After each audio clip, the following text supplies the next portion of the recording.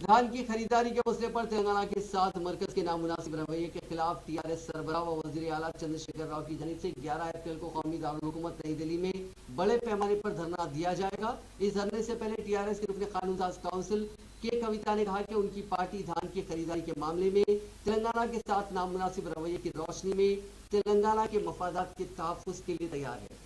कविता जो वज़ीर आला केसीआर की दुख्तर भी हैं, उन्होंने दिल्ली में धरने के मकाम का मायना किया। इस मौके पर मीडिया से बात करते हुए उन्होंने तस्दीक करते हुए कहा कि मरकजी हुकूमत की स्कीमात और पॉलिसियां कौमी ग़िज़ाई सलामती निज़ाम के लिए खतरा है और टीआरएस पार्टी किसानों के मफादात के लिए जदोजहद करेगी।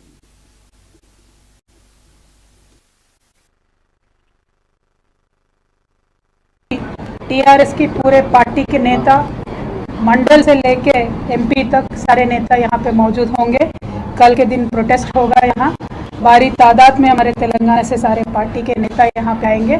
इसकी वजह सिर्फ और सिर्फ ये है कि तेलंगाना जो सूखा प्रदेश था, हमारे किसान फ्रेंडली नीतियों की वजह से आज तेलंगाना हरित प्रदेश बन गया है। तेलंगाना की जो फसल है वो 2 गुनी हो चुकी है, लेकिन इसका प्रोक्योरमेंट में केंद्र सरकार अड़चन डाल रही है और केंद्र सरकार का ही ये रिस्पॉन्सिबिलिटी है कि हर एक किसान को वो एक सिक्योरिटी दे, नहीं तो एमएसपी का कोई मतलब ही इस देश में नहीं बनता है। तो हमारा इतना ही डिमांड है कि हर एक स्टेट से आप किसान का जो प्रोड्यूस है, फसल है, उसे प्रोक्योर करिए। हर एक स्टेट के किसान को इस देश में, हिंदुस्तान में एक भरोसा होना चाहिए केंद्र सरकार की तरफ से। अगर ये भरोसा किसान को नहीं मिलेगा तो हमारे देश की जो फूड सिक्योरिटी है वो भी खतरे में आ जाएगी। तो हम केंद्र सरकार से आज यही विनती करते हैं